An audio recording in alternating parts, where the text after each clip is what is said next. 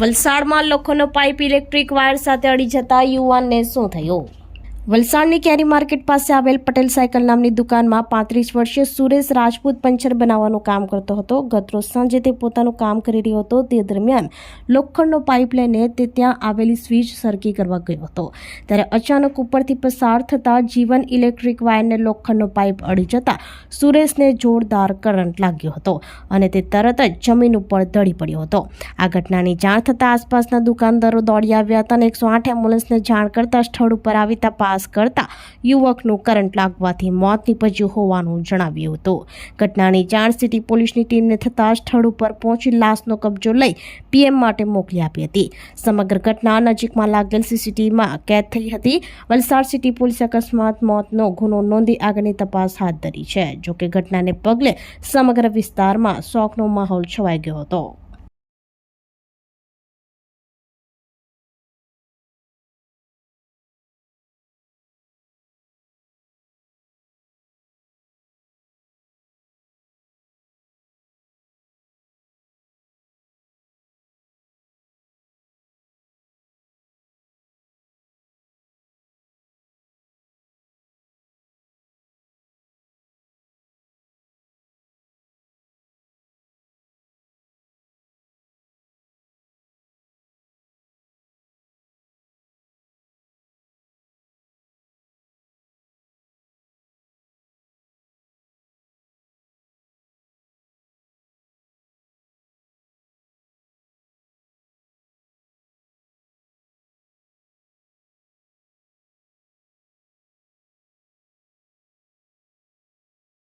આપણી સંકલ્પ ન્યૂઝ ચેનલને સબસ્ક્રાઇબ અને લાઇક કરો.